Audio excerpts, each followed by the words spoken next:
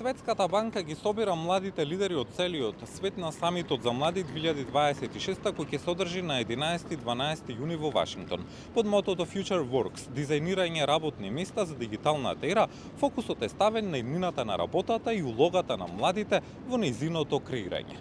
Самитот има за цел да ги поттикне младите да понудат иновативни решенија за глобалните предизвици, да ги опреми со конкретни алатки за реализација на идеи и да создаде простор за диалог меѓу младите, институциите и приватниот сектор.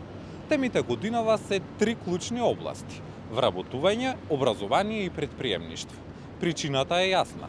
Во наредната деценија повеќе од 1,2 милиарди млади ќе влезат на пазарот на труд, а ќе има значително помалку нови работни места.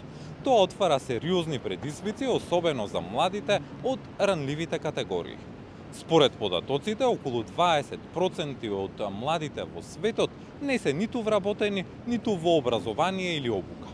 Во исто време, технологијата и вештачката интелигенција драстично го менуваат начинот на работа, што бара нови знаења и прилагодливост. Образованието останува клучен фактор, но предизвикот не е само пристапот, туку и квалитетот. Во некои региони дури 70% од децата не можат да разберат едноставен текст, што дополнително ја усложнува нивната иднина на пазарот на труд. Предприемништвото пак се гледа како мотор на развојот. Малите и средни предпријатија сочинуваат над 90% од бизнисите во светот и обезбедуваат најголем дел од работните места. Но младите предприемачи се уште се соочуваат со ограничен пристап до финансии и пазари.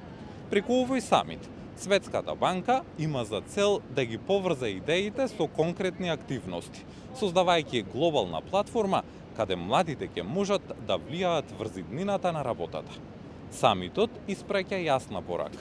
Иднината не се чека, туку се создава, а младите се тие што ќе ја обликуваат. Од Вашингтон за Македонската телевизија, Мартин Николовски.